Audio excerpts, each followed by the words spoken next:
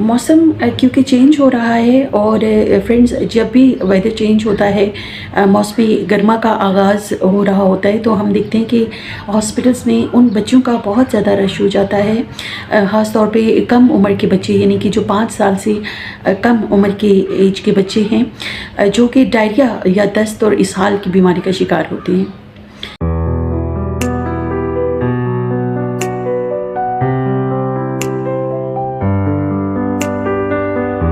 और आज मैं बात करूंगी डायरिया से मुतालिक। बच्चों में डायरिया की क्या वजूहात हो सकती हैं, इसकी क्या अलामात हैं और किस तरह से घर पे आप अगर बच्चे को डायरिया हो रहा है तो मैनेज कर सकते हैं, और साथ ही साथ आपको डॉक्टर की हेल्प की ज़रूरत कब होती है और कब आपको बच्चे को डॉक्टर को दिखाना चाहिए, ये तमाम आज की वीडियो में शामिल है।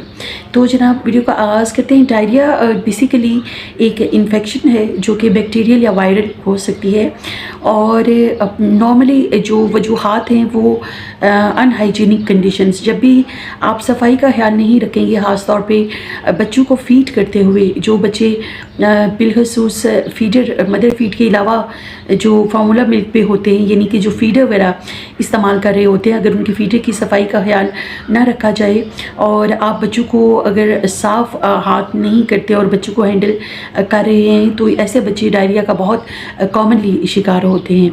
और याद रखिए कि डायरिया बच्चों के लिए, छोटे बच्चों के लिए बहुत ज़्यादा एक जानलेवा मर्ज़ है। जो बच्चों में सबसे ज़्यादा अमवात जो होती है, हमारे पास जो सालाना जो अमवात की शरह है वो बहुत सारे बच्चे डायरिया की वजह से जो है मौत के मुंह में चले जाते हैं। तो इसलिए ज़रूरी है कि मदर्स को मालूम हो कि कौन सी एहतियाती तदाबीरें जिनको अडॉप्ट करके वो अपने बच्चों को डायरिया से महफूज रख सकती हैं। तो जनाब जैसा कि मैंने पहले आपको बताया कि ये तो एक इन्फेक्शन है जो कि मुख्तलिफ़ किस्म की बैक्टीरिया या वायरसेस से होता है।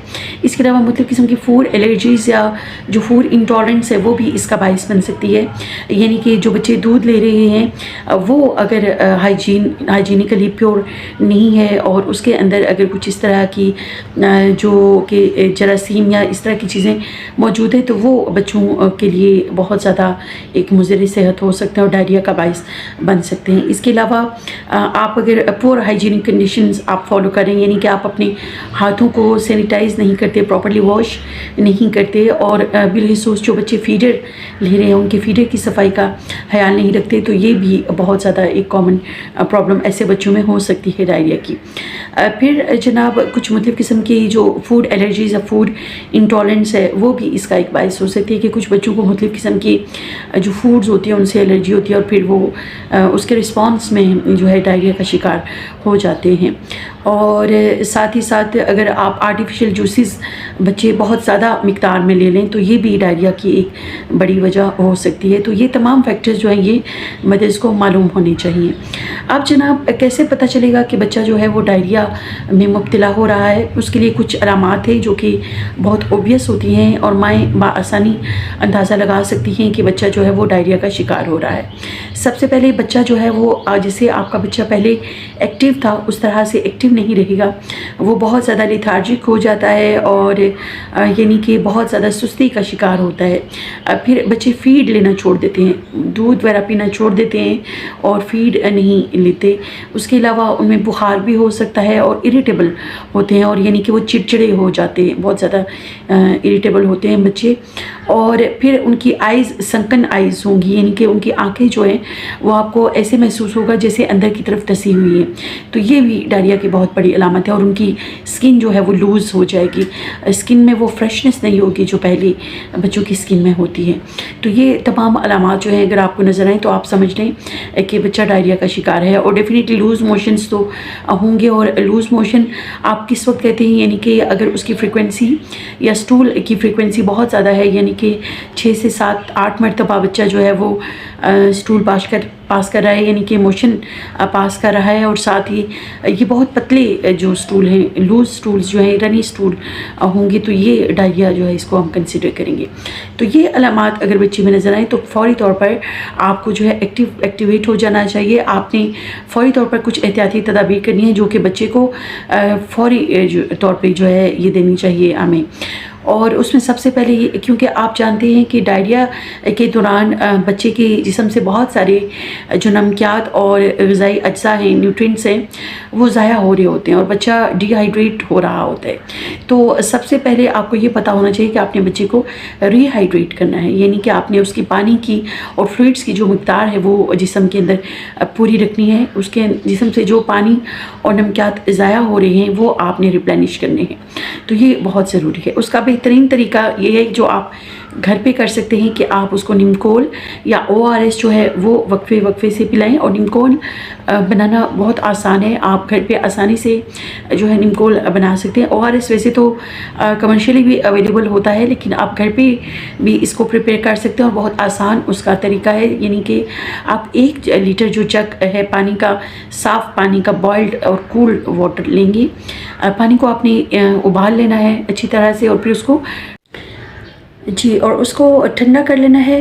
पानी को उबाल के ठंडा करके आप 1 जग कप लेंगे पानी का, और उसके अंदर आपने तकरीबन 6 टीस्पून्स यानी कि जो चाय के छोटे चम्मच हैं वो 6 चम्मच चीनी लेनी है, और साथ में आधी टीस्पून यानी हाफ़ टी स्पून जो है वो सॉल्ट या नमक का डाल लेना है। इस तरह से आप एक जो है वो निमकोल का मिक्सचर तैयार कर लेंगे। और फिर ये निमकोल या ORS जो है ये आपने बच्चे को वक्फे वक्फे से थोड़ी थोड़ी देर के बाद 2-4 सिप्स पिलानी है, यानी कि आपने हर आधे घंटे के बाद 2 या 3 सिप्स जो है बच्चे को पिला देनी है। और इस वक्त तक ये अमल जारी रखना है जब तक कि आपको फील होता कि बच्चे में जो पानी की कमी या नमकियात की कमी हो रही है वो काफ़ी हद तक पूरी हो गई है। तो इस तरह से बच्चे को रिहाइड्रेट करना बहुत ज़रूरी है, क्योंकि जब बच्चा डिहाइड्रेट होता है तो ये बहुत ज़्यादा उसके लिए लाइफ थ्रेटनिंग कंडीशन होती है और ये बहुत खतरनाक सूरत हाल होती है। तो सबसे पहला टारगेट आपका ये होना चाहिए कि बच्चे का जो पानी और नमकियात की जो कमी वाक़ई हो रही है उसको पूरा किया जाए। फिर जनाब मदर्स के लिए ये बहुत ज़रूरी है, जो पहले भी मैं बता चुकी हूँ कि बच्चा जब फीडर लेता है तो आप 10 से 15 मिनट के लिए उसके फीडर को अच्छी तरह से गर्म पानी में उबालें और फिर उसको साफ़ सुथरा करके और बच्चे को फीड करवाएं। और बच्चों को फीड करवाने से पहले आप जो है अपने हाथों को अच्छे तरीके से वॉश करें और सफाई का बहुत ख्याल रखें। और जो थोड़े बड़े बच्चे हैं यानी कि जो क्रॉल करते हैं उनके लिए बहुत ज़रूरी है कि आपकी जो फ्लोरिंग जो सरफेस है वो साफ़ सुथरी हो, जहाँ पे बच्चे खेलते हैं वो साफ़ सुथरे हों। और बच्चों को भी हैंड वॉशिंग की प्रैक्टिस जो है उसका आदी बनाना चाहिए। और आप कोशिश करें कि सैनिटाइज़र या सोप से हाथों को कम से कम 20 से 30 सेकंड के लिए वॉश करें। और बच्चों को हैंडल करने से पहले आपको ख़ुद को भी साफ़ सुथरा होना चाहिए और अपने किचन की हाइजीन का, किचन की सफाई का बहुत ख्याल रखें। और वो बर्तन जो आप बच्चों को फीड करवाने के लिए इस्तेमाल करते हैं वो भी साफ़ होने चाहिए। तो ये बहुत ज़रूरी है, डायरिया से बचने के लिए ये बहुत ज़रूरी है। और फिर जो एक अहम गलती जो मदर्स कर रही होती हैं वो ये होती है कि जब बच्चे डायरिया का शिकार होते हैं तो उनको फ़ीड रोक देते हैं, क्योंकि बच्चा इरिटेबल होता है, फ़ीड नहीं ले रहा होता, वो रिफ्यूज़ कर देता है खाना पीना। तो मदर ये समझती है कि शायद वो उसको फ़ीड रोकने से शायद डायरिया सेटल हो जाएगा। ऐसा बिल्कुल नहीं है। एक तो डायरिया होने की वजह से उसको कमज़ोरी हो रही है, क्योंकि उसके जिस्म से जो न्यूट्रिएंट्स है, ग़िज़ाई अज्जा है, ग़िज़ाई ज़ाया हो रही है, तो इस वजह से बच्चा कमज़ोरी का शिकार हो रहा है। और अगर आप उसकी फ़ीड रोक देंगे, आप दूध देना भी बंद कर देंगे, तो ये भी बहुत ज़्यादा उसके लिए खतरनाक और जानलेवा हो सकता है। इसलिए आपने बच्चे की फ़ीड्स जो है वो कंटिन्यू रखनी है और कोशिश करें कि आप फ्रिक्वेंटली छोटे सिप्स में या छोटे जो मील्स हैं वो उसको दें। आप थोड़े थोड़े वक्फे के साथ उसको हर आधे पौने घंटे के बाद फ़ीड करवाएं। और अगर पहले बच्चा ज़्यादा मिक़दार में फ़ीड लेता तो बेशक वो कम मिक़दार में ले, लेकिन आप उसकी फ्रीक्वेंसी बढ़ा दें, यानी कि आपने उसको थोड़े थोड़े वक्फे के साथ जो है वो फ़ीड करवाना है ताकि वो कमज़ोरी का शिकार ना हो। ये बहुत बड़ी मिस्टेक है जो हम कर रहे होते हैं। और फिर जनाब डेफ़िनेटली आपने सेल्फ़ मेडिकेशन नहीं करनी, किसी किस्म की जो अद्वियात या टोटके हैं वो आपने बच्चों के साथ बिल्कुल भी नहीं करने, क्योंकि बच्चे बहुत ज़्यादा सेंसिटिव होते हैं, उनका इम्यून सिस्टम इतना डेवलप नहीं हुआ होता, तो हम कोई भी तजुर्बा जो है वो उनके ऊपर करना अफोर्ड नहीं कर सकते। तो इसलिए ज़रूरी है कि आपको लगे कि बच्चे जो है वो घर पे प्रॉपर्ली मैनेज नहीं हो पाएंगे, या आपको लगता है कि डायरिया जो है वो बहुत ज़्यादा एग्रावेट हो रहा है या ज़्यादा स्वेयर हो रहा है या उसकी शिद्दत में इजाफा हो रहा है, तो फिर ज़रूरी है कि आप उनको फ़ौरी तौर पर डॉक्टर को दिखाएं, यानी कि किसी भी अच्छे चाइल्ड स्पेशलिस्ट को दिखाएं ताकि वो अच्छी तरीके से उनको डील कर सकें, उनको बर वक्त जो है इलाज देकर उनको रिकवर कर सकें।